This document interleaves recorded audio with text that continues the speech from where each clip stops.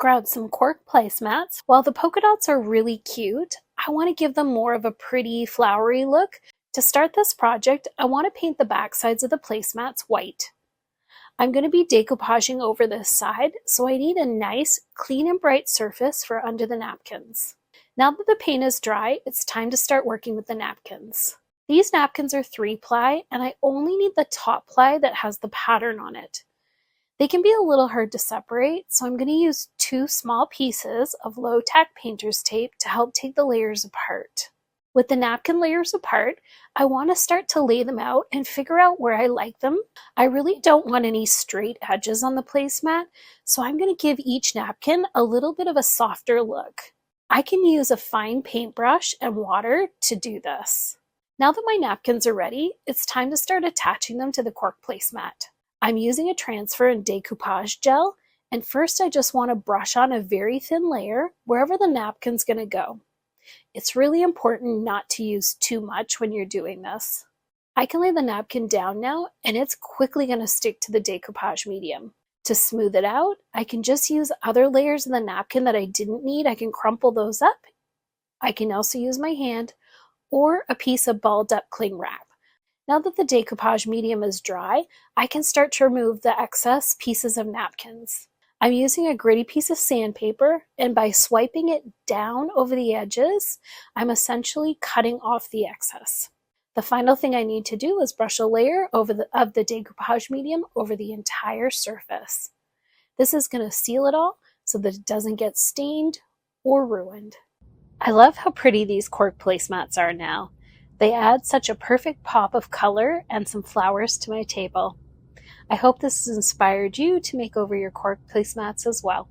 While browsing at my local thrift store, I came across these styrofoam faux fruit picks. I also headed out to another thrift store and ended up picking out this mirrored oval tray. To begin my project, I wanted to remove the handles. This was easy enough to do just by removing the caps on the bottom. To prepare the faux fruit, I decided that I was only going to use the smaller pomegranate pieces at the top of the picks. So I began pulling those off. Then I took this Krylon bright red spray paint, took them outside, and gave them a nice coat of spray paint. I let these fully dry, and then I brought them back inside, and I wanted to gloss them up a bit, so I took this triple thick glaze from DecoArt. Once the glaze was dry, I took some hot glue and I glued the pomegranates all around the oval tray.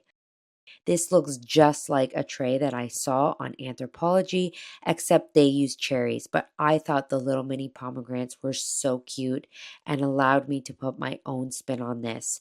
I really hope you enjoyed this project. To start this project, we want to take our plate from the thrift store and we want to attach it to the bottom of one of these foam rings. I'm going to turn my foam ring over here, and I'm going to use some contact cement, and I'm going to put that all around the edge of my plate. I'm going to put a nice generous portion here right around the edge. And then I'm going to flip my plate over and attach it to the bottom of this ring. Just going to slip that down. And you can move this around however you need it. And I'm going to turn that over. And I want to attach the other foam rings on top. So I'm going to take some of my contact cement, just put a generous portion right around the ring, and then stick my next ring right on top like this. You want to make sure that they are nice and even, so you have a bit of time. You can move them around here until you get them right in place. And we're going to do that with each of our rings.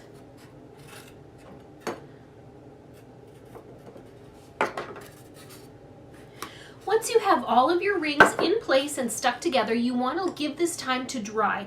You want to make sure your contact cement is nice and dry before you move on to the next step. Now we want to create some texture to our planter. So you can either use some paint and add something like baking soda to it, and that will give you a nice chalky finish.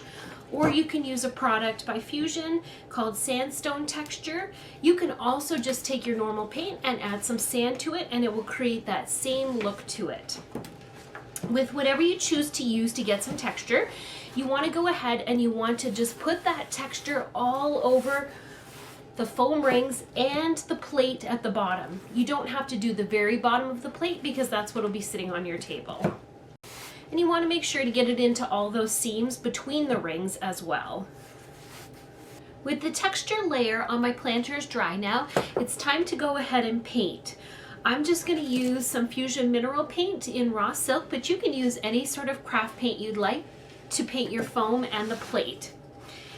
And with the paint, we want to make sure that we get in between all of those crevices because we want this to look like one uniform piece when it's all done. So I'm just going to paint right over the texture, right over the foam, and right over the edge of the plate as well. You also want to make sure that you go right around of that top foam piece right around into the inside of that in case any of that is showing later when we put our plants in. With the texture and paint now dry, my planters are ready to fill. Just remember your new foam planters will not be waterproof, so you want to keep your plants inside of a pot and then put it inside your planter. It can pop in just like that, or you can use some fake plants. You can pop in some moss around the edges and then pop in some beautiful faux plant onto the inside, and you can have your moss peeking out like that to make it look even more realistic. I'll be back in just a second to show you how they look. These beautiful planters were quick and easy to make, and all I needed were some foam rings from the dollar store and a plate from the thrift store. For under $10, I was able to knock off 2 planters that would normally cost over $100. I hope you enjoyed this project. They were so fun to put together. Don't rush the spray paint. It will take a few coats to cover everything well. While the spray paint is drying, we are going to give these clothespins a more weathered look, kind of as if they were a wood fence that had been out forever in the sun and maybe it was whitewashed years ago. So we're just going to put some kind of color on there. Nothing perfect, and we're just going to set it there. We're going to do a few more of these, and then we'll come back and we'll put a little bit of white on there too. Once we've got that done, and before they're all the way dry, we're just going to take a little bit of the white paint and we're going to come in here and we're just going to go. We're going to continue on, setting a little bit of dimension to them.